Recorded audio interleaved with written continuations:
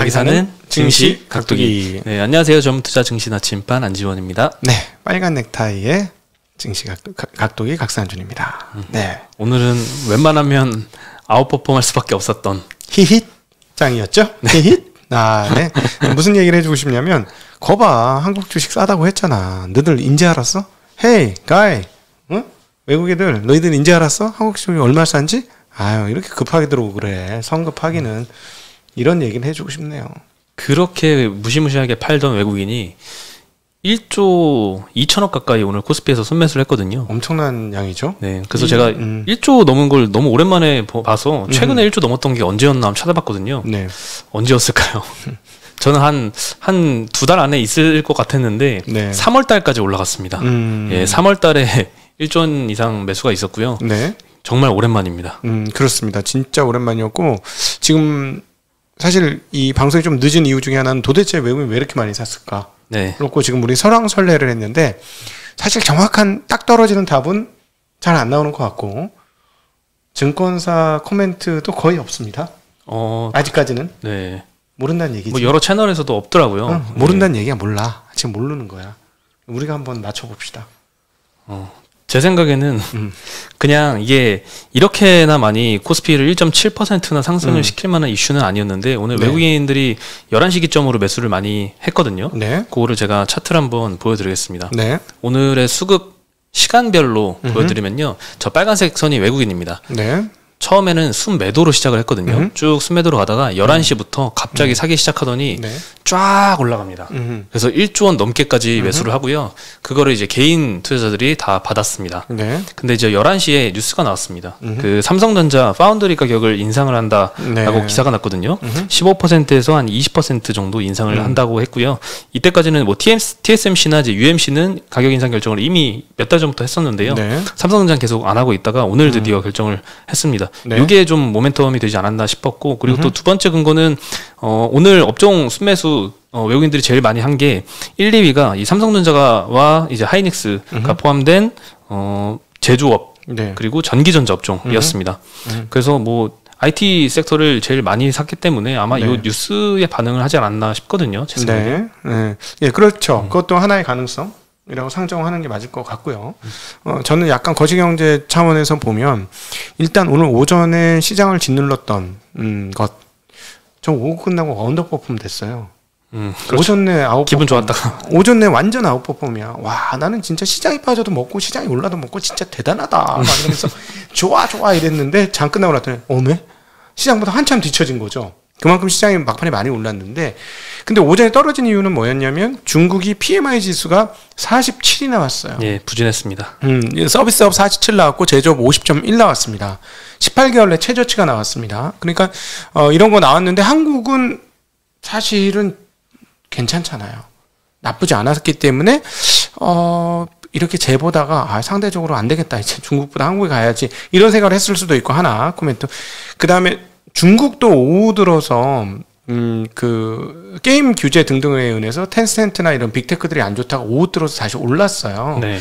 그러니까 이제 그러면서 중국의 반도체나 빠졌어요, 이런 것들은. 그러니까 오히려 중국이 이제 떨어질 만큼 떨어졌다고 생각하면서 중국에 대해서도 외국인들이 매수가 들어왔거든. 그러니까 아시아권의 포트 비중을 그냥 늘린 거야. 그러니까 미국에서 예를 들어 그동안에 뭐 테이퍼링이나 뭐다 해서 조금 쪼그라들었던 게 괜찮아 해도 돼 해서 이런 전면적으로 아시아 매수 하면서 홍콩을 샀고, 홍콩 테크를 샀고, 그러면서 더불어 한국 테크를 샀다, 이렇게 볼 수 있겠고요. 또 하나, 한국이 그냥 너무 싸서 그냥 한국물 매수를 해야 되겠다 했고, 충분한 근거 있었죠. 원화가 너무 약세였고, 오늘 원화 보면 0.5%나 튀었습니다. 네. 엄청나게 튀었어요. 물론 외국인들이 1조 1천억을 사서 1조 2천억 정도를 샀기 때문에 원화가 튀었다라고 해석도 가능하지만, 뭐가 닭이고 뭐가 달걀인지는 잘 모르겠습니다만, 저는 단순히 외국인이 1조 2천억 샀다고 원화가 0.5% 넘게 튀어? 조금 이해는 안 가요, 그 부분은. 그래서 그냥 한국이 너무 쌌기 때문에 겸사겸사 한국 산 거다라는 생각이 드는데, 그 이후로는 최근에 한국 금리 올렸잖아요. 그리고 한 번 더 올릴 것 같잖아요. 그런 측면에서 보면 원화를 보유하고 있는 건 분명히 매력이 있거든, 이제부터는. 근데 왜 안 샀냐는 거지. 금리도 높은데 왜 맨날 원화가 약세냐는 거지. 그래서 그런 측면에서 보면 원화를 사야 되는데 그게 뭔가 아까 말씀드렸던 그런 뉴스 때문에 뭔가 인계치가 터지면서 같이 들어왔을 수도 있겠다 하는 생각이. 그렇게 보는 게 맞는 것 같습니다. 네, 뭔가 딱 건드려주는 톡 건드려주는 그거 한 방 때문에 이렇게 쭉 들어온 것 같아요. 살까 이러다가 톡 가격이 올라. 아싸 사야 되는구나 이런 거. 우리도 있잖아요.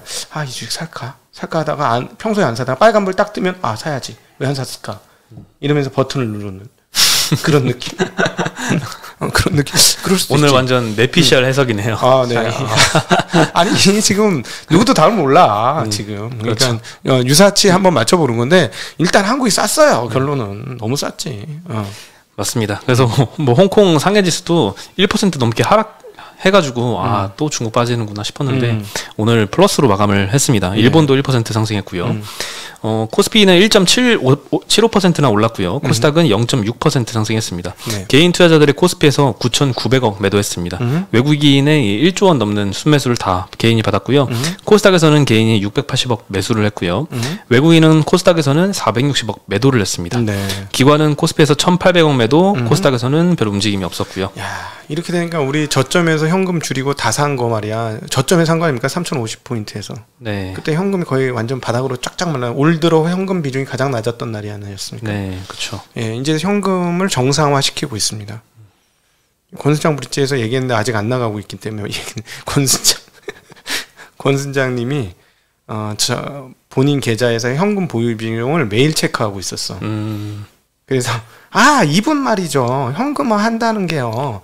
현금을 다 사는 게 아니에요. 끽해봐요. 9% 10%예요. 네. 제가 현금화 한다는 건 여러분 현금을 50% 늘리는 이런 얘기가 아니에요. 현금화 정상화한다는 건 대략 현금 보유 비중이 제로로 향해 가다가 한 10%를 향해 가고 있다. 이런 정도고 그러나 어쨌든 조금 더 늘릴 겁니다. 계속 조금씩 올라오는 대로. 너무 현금이 없었어요. 그렇죠.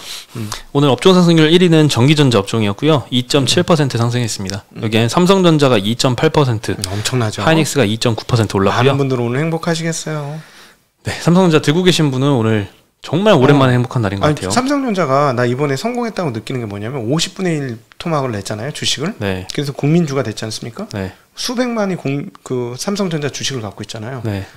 그래서 폴더블이 성공했어. 나라도 주주니까 사줬다. 나라도 좀 바꿔줘야 되겠다. 그런 사람들이 너무 많아. 지금 나 벌써 3명이나 봤어. 그래요? 그러니까 주주기 때문에 내가 주주니까 내가 진짜 이 주가 떨어졌는데 내가 이걸 사주면 오르겠지 하는 심정으로 폴더블을 지금 사주고 있는 거야. 진짜 웃기는. 이게 뭔가 반대가 된 느낌이네요. 폴더블을 사가지고 너무 좋네. 이 회사 어디가 만드는 거야? 하고 그 주식을 사는 게 맞는데 네. 주식을 샀는데 이거 잘 되기 위해서 폴더블을 사준다고. 그런 사람이 너무 많아. 어쨌든 삼성전자 성공한 거야 지금. 50분의 1 토막을 낸 게 주식을. 네. 그런 생각이 들었습니다. 좋은 전략이었네요. 네. 네, 그리고 파운드리 가격 인상한 거 조금 말씀 더 드리면요. 하반기에 이제 파운드리 가격을 인상을 할 텐데 4개월에서 5개월 후에 실제로 적용은 될 예정입니다.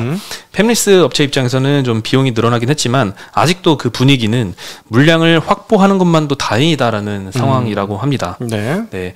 그런데 이제 걱정이 있죠. 이 파운드리는 좋은데 메모리 반도체는 아직은 걱정이 완전히 해소된 단계는 아니죠. 그리고 8월 고정거래 가격이 발표가 됐는데요.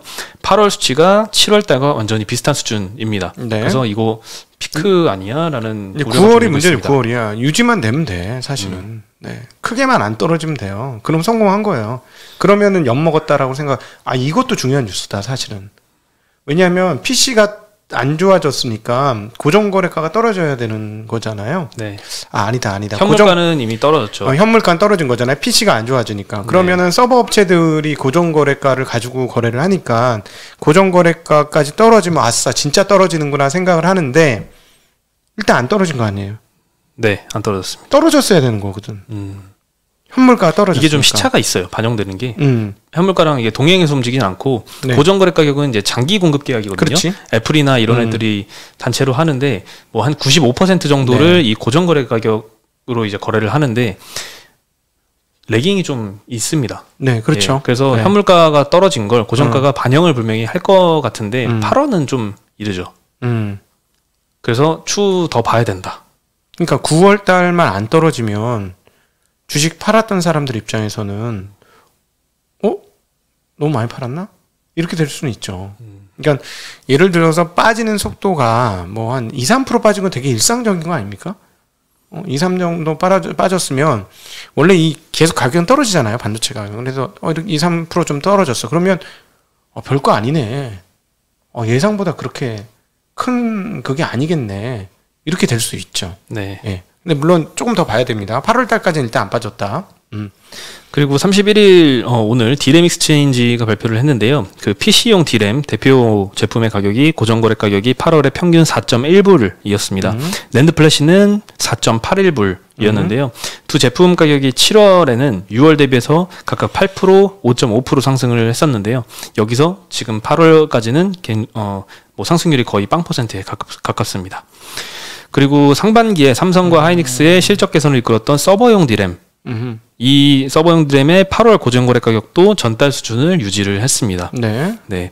그리고 트렌드포스는 이제 코로나 이후에 폭증한 IT 수요가 좀 완화가 되고, 그리고 메모리보다는 반도체에 부족한 상황이 비메모리 쪽이다라고 지적을 했습니다. 네.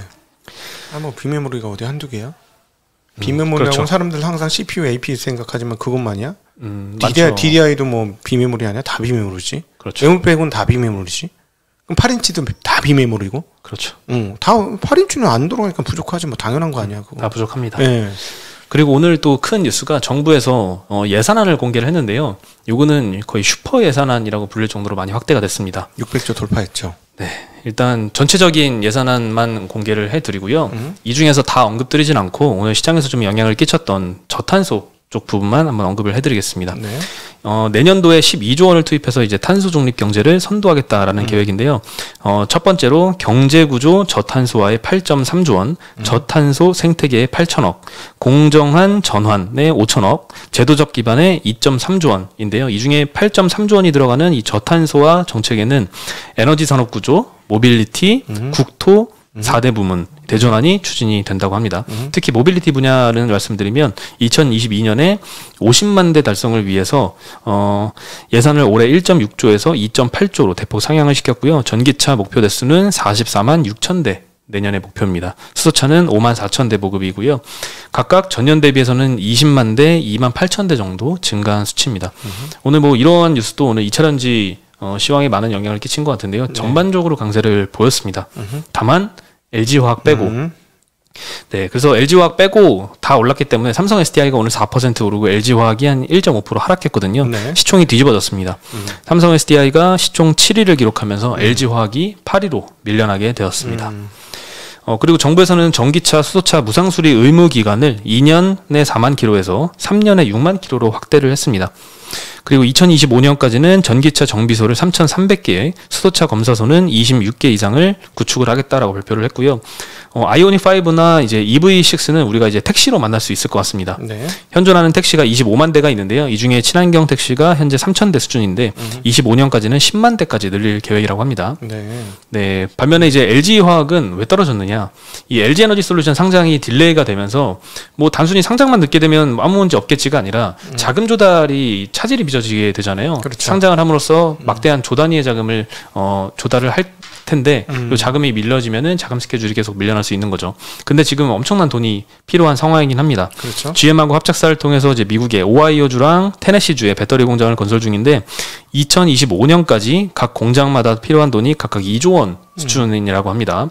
여기에 폴란드, 중국 공장도 있죠. 각각 6.7조 원, 2.3조 원 투입이 필요한 증설을 진행을 하고 있습니다. 그래서 이런 투자 계획들을 고려하면 25년까지는 매년 4조 원 수준의 신규 자금이 필요할 정도로 지금 자금이 수요가 굉장히 큰 상황입니다. 그렇죠. 상장이 지연되면 이런 투자금 조달이 늦어질까봐 지금 우려가 되고 있는 거고요. 경쟁업체인 뭐 저기는 뭐야? CAT는 10조 땡겼지 않습니까? 네, 그렇죠. 돈 빨리 필요하죠. 네. 그래서 오늘 외국인도 마구잡이로 샀지만 코스피에서 1조 원이 넘게 담았지만 LG화학은 쏙 빼고 담았습니다. 네. 삼성 SDI를 10만 주 정도 샀는데 LG화학은 11만 주 매도를 했습니다.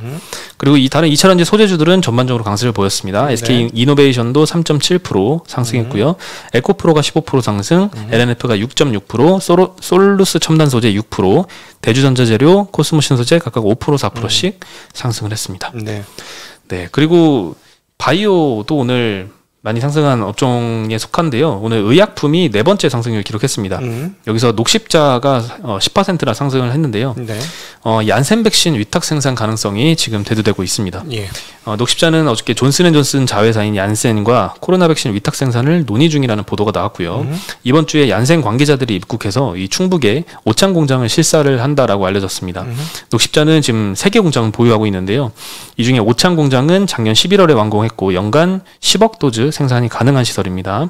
네. 현재 모더나 백신 공급도 조금 수급이 좀 불안정하잖아요. 네. 게다가 얀센의 부스터샷이 최근에 항체 수준을 9배 높인다. 2번 맞아라. 이런 보도도 나왔으니까 네. 이런 상황에서 위탁 생산 계약을 맺으면 방역에도 상당히 도움이 될 거고 주식시장에서도 굉장히 아주 좋은 반응을 이끌어낼 것 같습니다. 네. 그래서 그 기대감이 오늘 좀 상승을 했고요.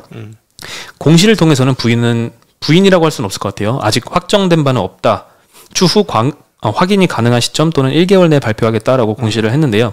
예전에 과거 사례를 한번 보니까요. 삼성바이오로직스도 비슷하게 공시를 했습니다. 네. 5월 14일에 모더나 백신을 위탁 생산하기로 했다라는 보도가 나왔는데 여기에 대해서 확정된 바 없다라고 공시를 했거든요. 5월 14일에. 그로부터 10일 후에 위탁 생산 계약을 체결했다라고 공시를 냈습니다. 네. 그래서 녹십자도 이렇게 되지 않을까라는 기대감에 오늘 10% 상승했습니다. 저쪽 CMO 공장도 슈티지야.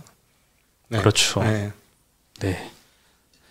빨리 됐으면 좋겠습니다. 네. 그리고 SK 바이오사이언스도 오늘 4.6% 상승을 했는데요. 백신 임상 3상을 이제 첫 피험자 투여에 들어갔다라는 소식이 알려지고서 계속 좋은 반응을 보이고 있습니다. 식약처의 임상 시험 계획 승인 이후 3주 만이고요. 국내 최초로 지금 3상 진행 중입니다. 네, 국내 첫 백신도 빨리 나왔으면 좋겠습니다. 그러네요. 네. 그리고 HLB 소식을 어저께 말씀드렸는데요. 어저께 많이 올랐죠. 네. 근데 이 HLB가 글로벌 권리를 가진 베트남 제약사 나노코박스 백신이 긴급 승인이 보류됐다라고 합니다. 네. 베트남 제약사 나노젠이 개발한 이 백신은 베트남 당국으로부터 3상-A 임상실험 결과를 승인은 받았거든요. 근데 이 긴급 승인을 받아서 양산을 빨리 진행할 거라고 생각을 했는데 이 긴급 승인은 베트남 당국이 보류를 했습니다. 그러면서 일정 차질이 발생을 했고요. 기대감에 급등했던 관련주들이 오늘은 조금 하락세를 보였고요. 장중에 그렇게 큰 낙폭을 보였는데 오늘 그래도 장이 좋아서 조금 낙폭은 줄였습니다. 네. HLB가 5.6% 하락, HLB 생명과학은 9% 하락, 넥스트 사이언스가 5.5% 하락했습니다. 네. 그리고 어저께 말씀 또 드렸던 이슈인데 그 대부업체의 시중은행을 통한 자금 조달을 허용한다라고 해서 이제 조달 금리가 5%대에서 3%대로 내려가게 되면서 네. 이 마진이 좋아질 거란 기대감에 오늘 리드코프도 한 8% 올랐고요. 네. 그리고 그 국고채 10년물 금리가 많이 떨어지더니 이 외국인들이 순매수 들어오는 이 오후에 들어서 쭉 금리가 반등을 했습니다. 네네. 그러면서 장중에는 오전에는 뭐 은행주들도 많이 좀 떨어졌거든요. 네. 그런데 오후에는 전부 다 플러스로 마감을 했습니다. 금리와의 연동성이 가장 높은 업종이 은행 업종이죠. 네, 어저께도 좀 자세히 다뤄주셨죠, 연합인포맥스에서. 네. 아무도 관심 없더라. 오늘 기가 차가지고 내가 연한산 그 배당률이 15% 남짓되는 거를 설명을 해줘도 아무 관심이 없어. 신기했어요, 저는. 왜지? 이건 뭐지? 이런 느낌? 네, 그래서 오늘 업종 상승률 2위가 은행이었는데요. 네. 카카오뱅크의 공이 컸겠죠, 이건. 예, 2.4% 올랐고요. 네. 하나금융이 3.2%, 우리금융 1.8%, 신한지주 1.4%, KB금융 0.7% 상승해서 마감을 했습니다. 네. 마지막으로 SKC가 오늘 한 8% 상승을 했는데요. SK하고 합병될 거란 우려 때문에 그간에 좀 주식이 좀 많이 빠졌습니다. 네. 근데 해명 공시를 하면서 좀 반등에 성공을 했는데요. 8월 20일 날 SK하고 SK 머티리얼즈하고 합병 결정을 했죠. 그래서 SK 머티리얼즈 주주들은 뭐 원하지 않더라도 SK의 주주가 될 수밖에 없는 상황이 됐습니다. 근데 SKC 주주들이 우리도 이렇게 되는 거 아니냐 이런 우려가 좀 불거지면서 그리고 또 보도도 나왔어요. SK와 SKC가 또 합병할 것이다. 이런 보도도 나오면서 그런 우려감 때문에 한 7일 동안 10% 넘게 하락세를 보였었는데요. 네. 합병서를 부인하는 공시를 내면서 오늘 8% 반등했고요. SK 지주사도 2% 상승을 했습니다. 네. 네. 오늘 소식은 여기까지입니다. 네. 오늘 뭐 8월 말을 8월 정말 버라이어티 하네요.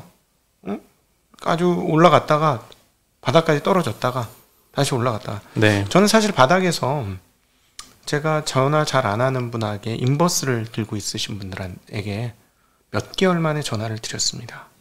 자, 이제 그게 3,100 몇십 포인트여서 이제 인버스 정리를 하셔야 될 것 같습니다. 이번이 마지막 기회일 수도 있겠어요. 했는데 아니라는 거야. 투자는 새로 할 마음이 있는데 인버스는 끝까지 가보겠다는 거지. 플러스 나면 나오겠다. 나는 그 얘기를 들으면서 장의 하락이 거의 끝났구나 라는 생각이 들었어요, 사실은. 근데 그러고 나서도 한 70포인트 더 빠졌죠. 한 3050까지 빠졌으니까. 네. 이게 시장을 맞추려고 하는 게 과연 맞을지 잘 모르겠습니다, 저는. 그러니까 제 입장에서는 왜 이렇게 확률 낮은 게임을 하지, 사람들이? 주식은요, 확률 높은 자리에서 있으시는 거예요. 왜 저점 매수를 해야 되는지, 왜 싼 주식을 사야 되는지는 확률이 그래야 높아지기 때문이죠. 뻔한 확률이 높은 쪽에서 놀아야지 이기게 되는데, 확률이 모르는 데서 왜 싸우냐는 거지. 예. 불확실성이 너무 크죠. 네. 그 지수가 오를지 내릴지 그걸 어떻게 알고. 근데 장기적으로는 우상향이잖아요. 근데 그럼에도 불구하고. 일본 정도 제외하고는 우상향인 거잖아요. 전 세계 웬만한 증시들은. 그러니까 그런 측면에서 보면 시장 가지고 좀 씨름하시지 마시고 확률 높은 쪽에서 투자를 하시면 좋겠다는 바람을 가져봅니다. 인버스도 적은 비중으로 해지 용도로 잠깐 쓰는 거는 괜찮은데 아예 풀베팅을 해가지고 네. 하락으로 포지션을 잡는 거는 정말 뭐 엄청난 분석을 통해서 근거를 확실하게 짜놓지 않는 이상 네. 조금 무리한 시도 아닌가 싶긴 네. 합니다. 참, 네, 그렇습니다. 네. 네. 저희 8월 한 달간 고생 많으셨고 저희하고 함께 해주셔서 감사드리고 앞으로도 저희가 여러분과 함께 하면서 여러분의 투자에 도움이 되는 역할을 할 수 있도록 노력하겠습니다. 네, 그리고 이따가 연합인포맥스에서 네. 8시에 또 뵙겠습니다. 네, 연합인포맥스에 우리 나침반님이 나가셔서 네, 여러분들에게 잘 정리된 내용들 또 전달드리도록 하겠습니다. 네, 그럼 저희는 여기서 인사드리겠습니다. 안녕. 안녕.